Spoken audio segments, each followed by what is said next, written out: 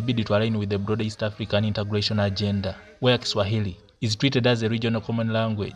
The ruling National Resistance Movement Party Secretariat, in partnership with the Office of the Minister for East African Affairs, Right Honorable Yoweri Kaguta, launched the Kiswahili Language Learning and Speaking Initiative in September of 2023.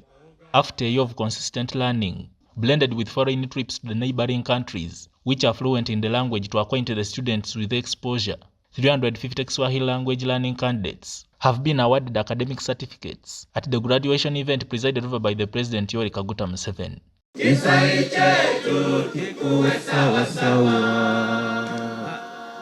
Kwa wakati huu, Mheshimiwa Rais namkaribisha. Presiding over the inaugural graduation ceremony at Kyambogo University grounds this afternoon, Museveni reassured Ugandans that Kiswahili language is not being introduced in a tribalistic spirit, upon which he challenged them to learn the language for the sake of regional integration. Lakini kule mbele ni muhimu sana kwa nchi yote, kwa Waganda wote na kwa wana East Africa wote kujifunza Kiswahili. Kwa sababu Kiswahili sio lugha ya kabila.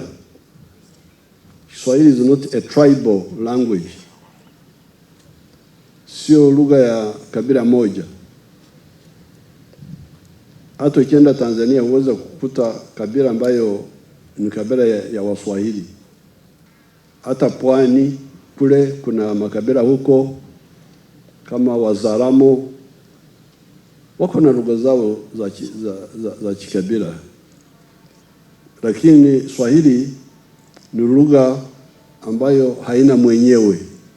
This is the big advantage of Swahili.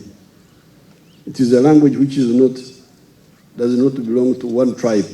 The minister in charge of East African Affairs, who also doubles as the first deputy prime minister, Yoweri Kaguta, appreciated the occasion as it helped her prove some politicians wrong, especially those who misinterpreted the initiative as an attempt to erode the natives' traditional identity. Is that when I went to Parliament to report that the cabinet had decided that we start teaching Kiswahili in Uganda, there was a mistaken view that we are going to stop Ugandans from speaking their languages and speaking English and take on Swahili. But today, this activity has verified that these people are speaking their languages, they're speaking English, they're speaking Swahili, they will soon learn French. Richard Todong, the Secretary General of the ruling party NRM, reiterated the importance of Ugandans learning Kiswahili language, particularly under the circumstances where some Ugandans have failed to obtain employment opportunities from East African states due to language barriers. Now, this is one of the examples that we feel government should come in and support the party and make sure this program is rolled all over the country. There is a lot of demand in the country for Kiswahili lesson. One of the reasons is that our citizens are finding challenges when they look for jobs in the region. Some of them are failing to get these jobs because they lack the Kiswahili language knowledge.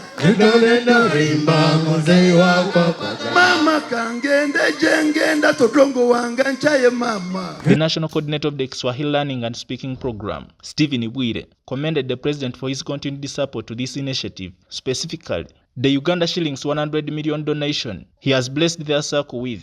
The president has delivered support of 100 million shillings to our Kiswahili circle, and already the circle is registered, it is organized, it is already structured and operational. So it is for everybody.